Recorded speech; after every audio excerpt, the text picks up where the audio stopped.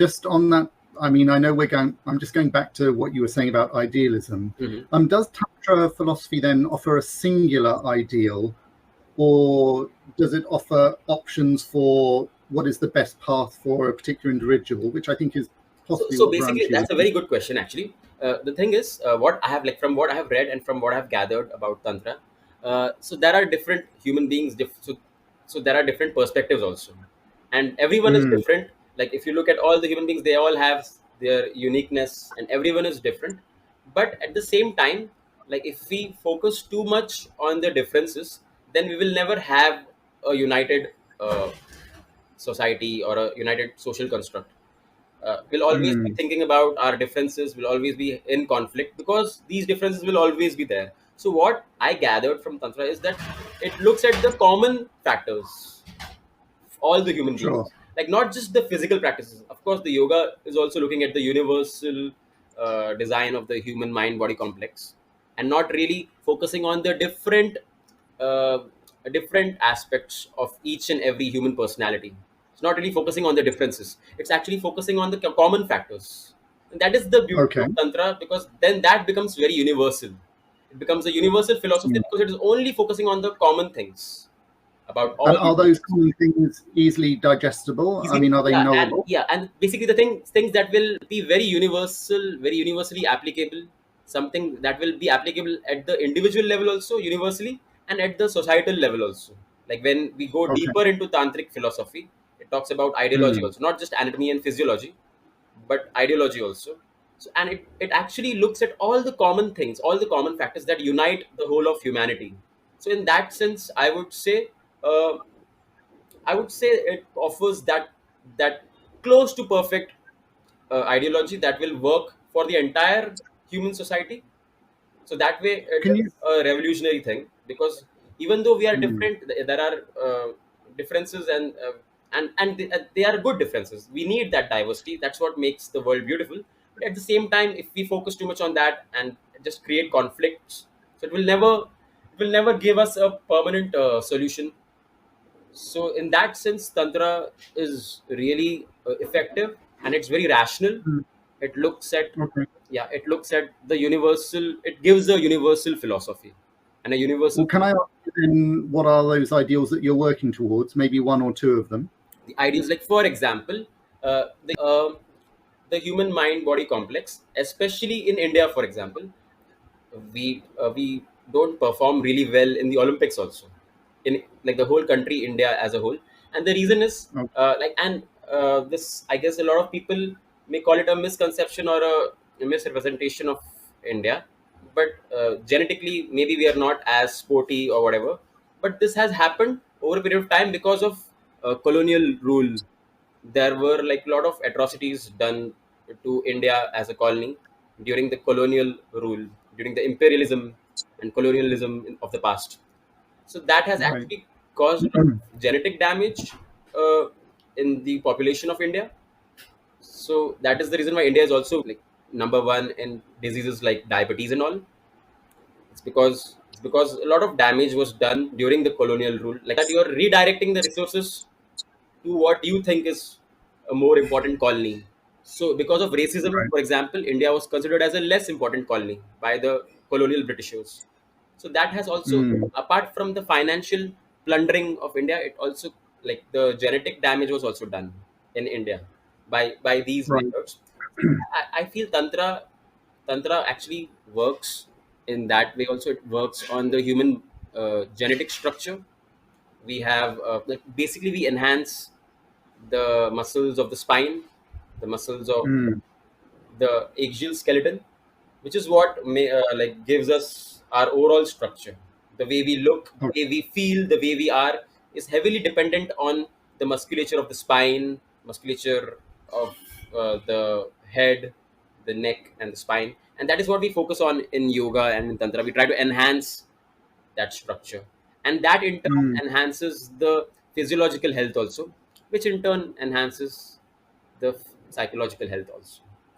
What is interesting for me is when you look at attending yoga classes, some of them do focus on the asana practice, on the physical practice, I've been to other classes, well, not classes, but I've attended kind of Raja Yoga meetings, and the Raja Yoga that I attended at least was based on a kind of a reading that you listen to, and I guess it's more like the Gyan yoga, and then you The do a philosophy. meditation. Exactly, but then the meditation itself solely focuses on the third eye, and there was no kind of process that spoke about the other chakras, at least for the sessions that I went to. So the physical yoga that I've been doing with you, the Tantra yoga, I really do understand what you mean when you say you are focusing on the physicality, particularly of the strength of the spine. Are we focusing specifically on the spine in Tantra yoga because we're interested in working primarily through the Shushumna Nadi? Is that a correct statement or Yeah, not? the Sushumna Nadi is the term given to the spine by the yogic culture. So basically, it's a lot more profound. This whole concept Sure. of nadis, for example, you mentioned Sushumna Nadi. There are other nadis also, and like mainly there is this Ida Nadi, Pingala Nadi, and Sushumna Nadi at the center. Hmm. So when both the lateral nadis, the Ida and Pingala, when they are in balance, that is when you are able to operate at the level of the Sushumna Nadi. So this is actually a Okay. little bit of profound esoteric knowledge. So it's basically there is an Ida Nadi which represents the parasympathetic system of the body. There is the Pingala Nadi which represents the sympathetic system of the body. When both the things are in balance, that is where there is an equilibrium, and that is when you are actually said to be operating at the level of the Sushumna Nadi, which is like representing that balance. Again, it's Hmm. not a complete understanding of Sushumna Nadi, but yes, at the Sure. surface level, at the superficial level, you can say yes, when that balance happens, so then the Sushumna Nadi is activated. So in India mainly, there has always been a conflict between the Dravidian, the indigenous Dravidian culture, and then there is the Aryan culture, the Vedic Aryan culture.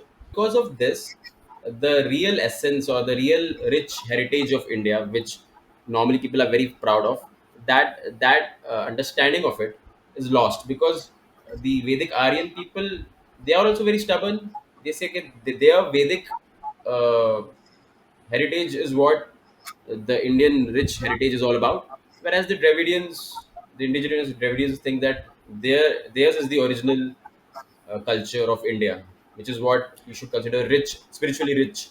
But if you really think about it, the actual rich heritage or the spiritual heritage of India is actually a combination.